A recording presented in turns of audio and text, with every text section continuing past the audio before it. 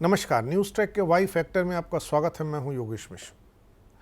आज तिरंगा हमारी आन बान और शान ही नहीं बना हुआ है, बल्कि हर हाथ तिरंगा और हर घर तिरंगा फहराने के आयोजन पर काम तेजी से चल रहा है और बहुत से लोगों ने अपने अपने डीपी पे तिरंगा लगा करके इस अभियान को अभी से शुरू कर दिया है। हालांकि अभियान का जो सबसे महत्वपूर्ण टाइम है वो 13 से 15 अगस्त रखा गया है। ऐसे में हमारे लिए ज़रूरी हो जाता है कि हम जानें कि जिस तिरंगे को हम अपनी आन बान और शान समझ रहे हैं, इस तिरंगे को डिज़ाइन किसने किया और जिस शख्स ने इसे डिज़ाइन किया उसका नाम क्या था और उस आदमी का जीवन कैसा कटा, हम लोग उस आदमी को कितना सम्मान दे पाए हैं। तिरंगा पूरी दुनिया में भारत की आन बान और शान का प्रतीक है। इसको डिजाइन करने वाले शख्स थे पिंगली वेंकैया, जिनका जन्म 2 अगस्त 1876 को आंध्र प्रदेश के मछलीपट्टनम के एक छोटे से गांव में हुआ था। राष्ट्रपिता महात्मा गांधी की प्रेरणा से वो स्वतंत्रता आंदोलन में कूदे और उन्हीं की प्रेरणा से उन्होंने तिरंगे को डिजाइन भी किया था। हालांकि यह दुख देने वाली बात है कि उनके जीवन काल में पिंगली वेंकैया को वो महत्व नहीं मिला जो उन्हें मिलना चाहिए था। तिरंगे को डिजाइन करने वाले पिंगली वेंकैया ने अपनी प्रारंभिक शिक्षा भटाला, पेनमरू और मछलीपट्टनम में हासिल की थी। 19 साल की उम्र में मुंबई पहुंच गए, जहां पर उन्हें ब्रिटिश आर्मी में काम करने का मौका मिला। इसी बीच उन्हें दक्षिण अफ्रीका भेज दिया गया।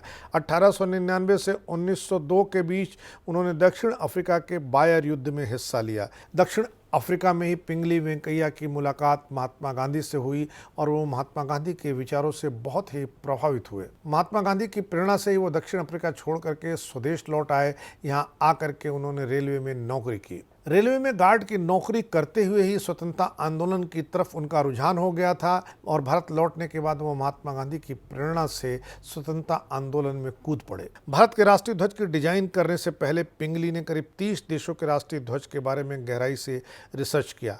भारतीय राष्ट्रीय कांग्रेस के 1921 में हुए सम्मेलन के दौरान उन्होंने राष्ट्रीय ध्वज के बारे में पहली बार अपनी संकल्पना पेश की। पहले उन्होंने ध्वज में लाल और हरा रंग ही रखा था। लाल और हरा रंग क्रमशः हिंदू और मुस्लिम समुदाय का प्रतिनिधित्व करते हैं। महात्मा गांधी के कहने पर बाकी संप्रदायों का प्रतिनिधित्व करने के लिए झंडे में सफ़ेद रंग को शामिल किया गया। महात्मा गांधी ने यह भी सुझाव दिया कि राष्ट्र की प्रगति के सूचक के रूप में चरखे को भी इसमें शामिल किया जाना चाहिए। पिंगली के राष्ट्रीय ध्वज की संकल्पना पेश करने के करीब एक दशक बाद 1931 में कुछ संशोधनों के साथ तिरंगे को राष्ट्रीय ध्वज के रूप में अपनाने का प्रस्ताव पारित हुआ। इसमें मुख्य संशोधन यह किया गया कि लाल रंग की जगह केसरिया ने ले लिया। इसके बाद 22 जुलाई 1947 को संविधान सभा की ओर से इस तिरंगे को राष्ट्रीय ध्वज के रूप में अंगीकार किया गया। आज़ादी के बाद यही तिरंगा भारत के आन बान और शान का प्रतीक बन गया। हालांकि इसमें मामूली संशोधन यह किया गया कि चरखे की जगह सम्राट अशोक के धर्म चक्र को शामिल किया गया। जानकारों का कहना है कि झंडे पर से चरखे को हटाकर अशोक के धर्म चक्र को शामिल करने से महात्मा गांधी नाराज थे। देश के राष्ट्रीय ध्वज को डिजाइन करने वाले पिंगली को देश की आज़ादी के बाद उचित सम्मान नहीं मिल सका। बेहद गरीबी की हालत में 4 जुलाई में विजयवाड़ा की एक झोपड़ी में उनका निधन हुआ। उनके निधन के करीब 46 साल बाद 2009 में पिंगली के योगदान को याद करते हुए उनके सम्मान में डाक टिकट जारी किया गया।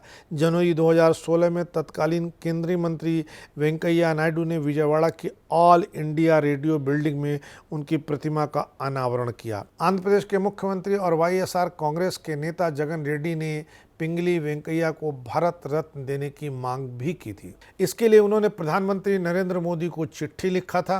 रेड्डी का कहना है कि इस तिरंगे को पिंगली वेंकैया ने डिज़ाइन किया था और यह भारत की स्वतंत्रता का पर्याय हो गया है, इसलिए उन्हें भारत रत्न से नवाजा जाना चाहिए। रेड्डी ने अपने पत्र में यह लिखा कि अगर उन्हें भारत रत्न दिया जाता है तो यह हर भारतीय के लिए गर्व का विषय होगा। रेड्डी पिंगली वेंकैया के परिवार के लोगों से जाकर मिले भी थे। उन्होंने उनके परिजनों को सम्मानित किया था, लेकिन अभी तक रेड्डी की चिट्ठी का कोई जवाब नहीं आया है। और जब हम आज़ादी के अमृत महोत्सव पर झंडे को लेकर के इतने इतरा रहे हैं, झंडे को आन बान का प्रतीक बनाए हुए हैं, तो ऐसे में ज़रूरी हो जाता है कि हम पिंगली वेंकैया के प्रति भी अपनी श्रद्धा प्रकट करें। इस बार इतना ही। अगली बार फिर मिलेंगे किसी नए सवाल पर नए ढंग से बात करने के लिए। तब तक के लिए नमस्कार।